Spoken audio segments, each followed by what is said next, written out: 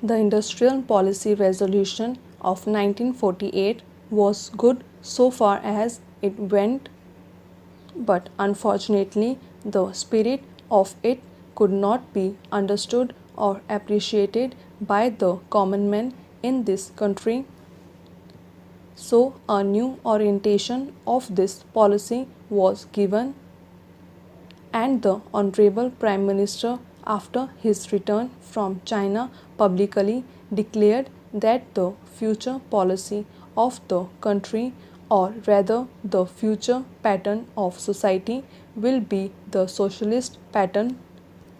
That was further emphasized by the resolution passed at the Awadi session of the Congress and later reiterated by Shri Dehbar, President of the Indian National Congress. I am very glad to say that the spirit of it has been caught by the nation today. If I may say so, the nation has taken up the challenge for securing the socialist pattern of society. It behoves all sections, both inside this house as well as outside, without having mutual recriminations, to try and propagate in a sincere manner and establish the socialist pattern of society indicated by the statements of the great leaders of our country. It may be relevant and pertinent if I refer to a few sentences from the memorandum presented on the 4th June 1939 by our Prime Minister, who was the chairman of the All India Planning Committee, which came into existence when there was provincial autonomy in the provinces. On pages 39 and 40 of that report, he stated, "It is clear that the drawing up of the comprehensive national plan becomes clearly an academic exercise with no relation to reality unless the planning authority or those to whom it is responsible are in a position to give effect to the plan. If this authority is powerless or circumscribed or restricted and has limited activities, it cannot plan. An essential prerequisite for planning is thus complete freedom and independence for the country and removal of all outside control.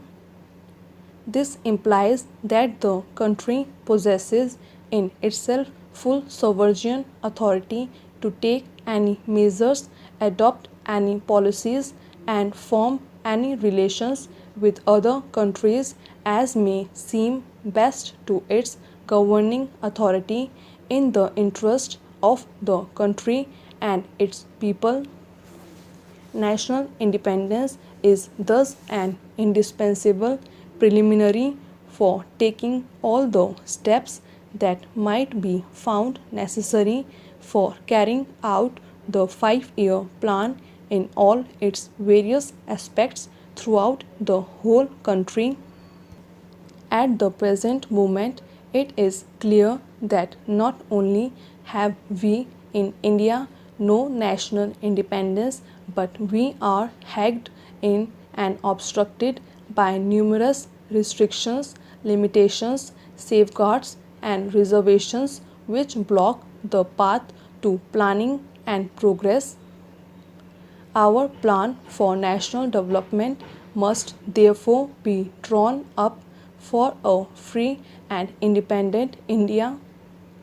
Thanks to the sacrifices made by millions of our countrymen and countrywomen under the leadership of the Father of Nation, Mahatma Gandhi, we have today secured complete sovereign political independence at a time when the nations of the world were engaged in the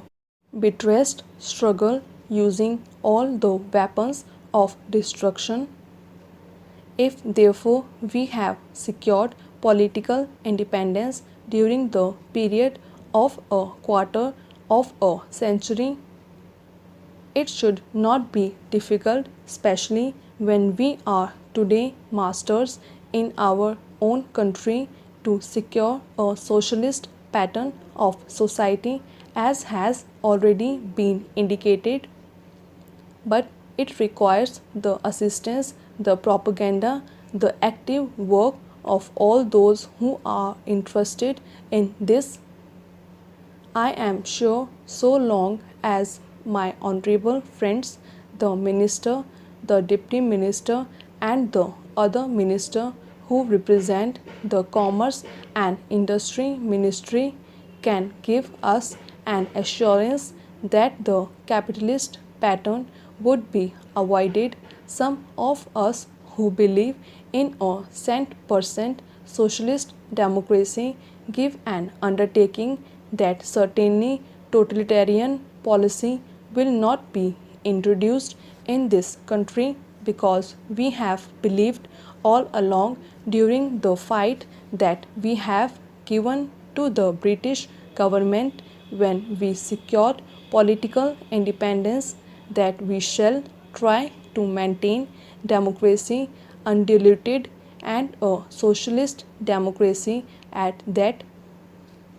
I am absolutely certain that in this country of ours, liberty of thought, liberty of speech, and liberty of action will be guaranteed to every citizen to express his views in the manner he pleases. I therefore assure my honorable friend that so long as we do not, in the garb of a socialist pattern, support a capitalist system, India will stand 100% for a socialist democracy. Now, luckily for us, the fundamental rights of the constitutions have declared that a citizen would be assured of many of the social amenities which will give reasonable comfort from the womb to the grave. But mere enunciation, as have been said many times, will not satisfy the common man unless the saying is put into effect. I am absolutely certain, therefore, that so long as there is a determination on the part of our countrymen, we will be in a position to secure a socialist pattern of society.